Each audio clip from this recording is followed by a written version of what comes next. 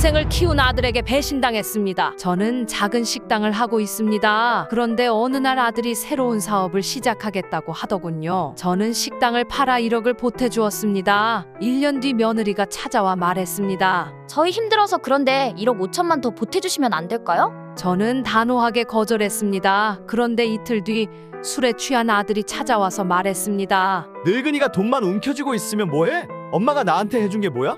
내가 너한테 1억이나 줬잖니? 꼴랑 1억 주고 생색내는 거야. 어차피 유산으로 받을 거 미리 주는 거라고 생각하면 되잖아. 배은망덕한 놈, 너 같은 자식은 필요 없어. 다시는 연락하지 마. 그 후로 아들과의 연락은 끊겼습니다. 저는 우울증이 생겨 아파트를 팔고 시골의 조용한 전원주택으로 옮겼습니다. 이제는 저희 행복을 찾는 것이 가장 중요하다고 생각했거든요. 제가 잘했다고 생각한다면 좋아요를 눌러주세요.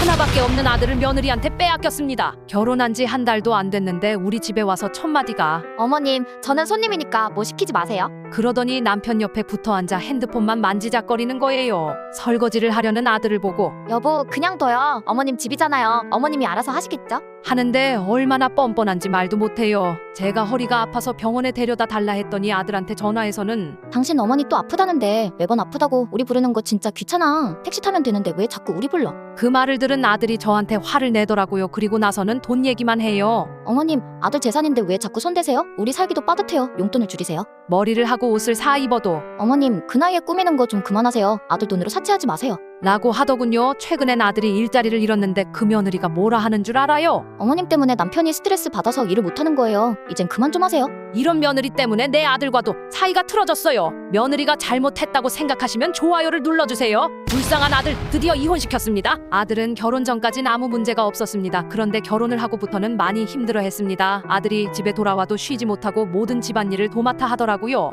며느리는 소파에 누워 TV만 보고 있었죠. 제가 아들에게 왜 이렇게 고생하니? 요즘은 남편도 가사 분담을 해야 해요. 라고 하더군요. 하지만 그건 분담이 아니라 머슴이었습니다. 아들은 한 달에 용돈 10만 원만 받고 살았고 심지어 돈이 없어 알바까지 했답니다. 결정적인 사건은 아들이 비상근무로 인해 집에 하루 늦게 돌아왔을 때 벌어졌습니다. 그날 폭설로 인해 부대에서 비상근무가 걸려 집에 못 갔대요. 다음날 며느리가 하는 말이 왜 어제 안 들어왔어? 내가 몸이 안 좋았다고 했잖아. 비상근무가 걸려서 어쩔 수 없었어. 나도 최대한 빨리 오려고 했어. 그게 변명이 돼? 나는 아픈데 넌 군대 핑계 대면서 나를 무시하는 거야? 결국 며느리는 그날 친정으로 가버렸고 며칠 후 아들이 몸이 아파 병원비를 부탁했을 때도 며느리는 송금을 거부했습니다. 저는 더 이상 참을 수 없었습니다. 이혼 소송으로 아들을 이혼시켰습니다. 이혼하길 잘했다고 생각하시면 좋아요를 눌러주세요. 아들이 저를 속인 이유가 소름 돋습니다. 저는 남편이 주식 투자에 성공해 재산을 많이 모았습니다. 하나밖에 없는 아들 유학까지 보내주고 지금은 대기업에서 일하다 결혼까지 했습니다. 그러던 어느 날 아들이 집에 와서는 엄마, 서연이가 어학연수 하고 싶다고 유학 좀 보내달라는데 도와주면 안 될까? 내가 돈이 어딨니? 서연이가 자기만 유학 못 간다고 맨날 울어. 조금만 도와줘.